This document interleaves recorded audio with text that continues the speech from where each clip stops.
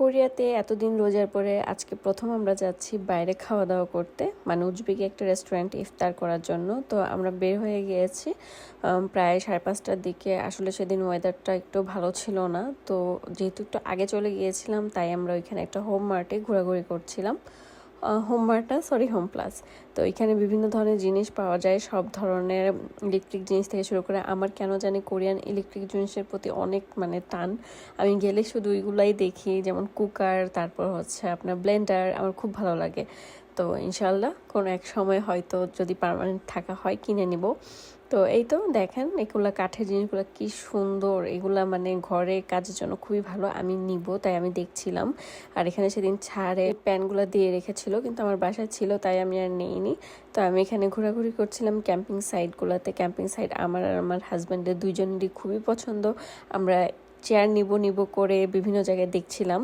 তো দেখেন কি সুন্দর এখানে লাগেজ, কালারফুল। তো যাই হোক, এগুলো দেখা সবাই শেষ করে আমরা চলে গেলাম আমাদের রেস্টুরেন্টে।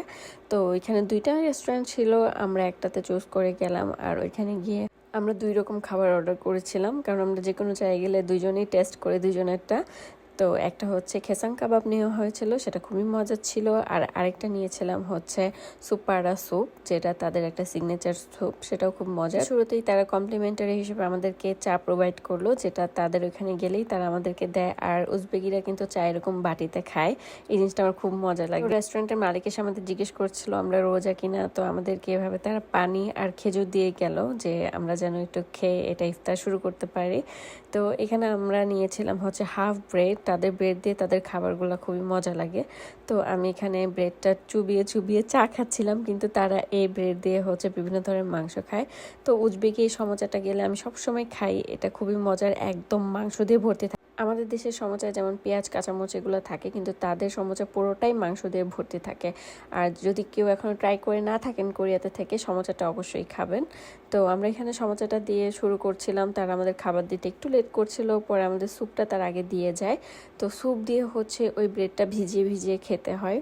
এটা আমরা বিফ স্যুপ অর্ডার করেছিলাম। আর এই স্যুপে যে মাংসটা ছিল এতটা সফট, ধরলি একদম খুলে আসছিল। আর এই যে আস্ত একটা আলু সিদ্ধ আর সাথে একটা গাজর, এটা হচ্ছে তাদের এই স্যুপের মেইন ইনগ্রিডিয়েন্টস। তো খুবই মজার ছিল। তারপর চলে আসলো আমাদের খেসাং কাবাব, যেটা আমাদের মেইন ডিশ ছিল। তো এখানে যে ফ্রেঞ্চ ফ্রাইগুলো ছিল আমার খুব মজা লাগছিল, আমি একটা একটা করে সব খেয়ে নিয়েছি। আর কাবাব খেয়েছিলাম একটা। তো উজবেকি রেস্টুরেন্টে যদি কেউ যান তাহলে এই খাবারটা অবশ্যই ট্রাই করবেন।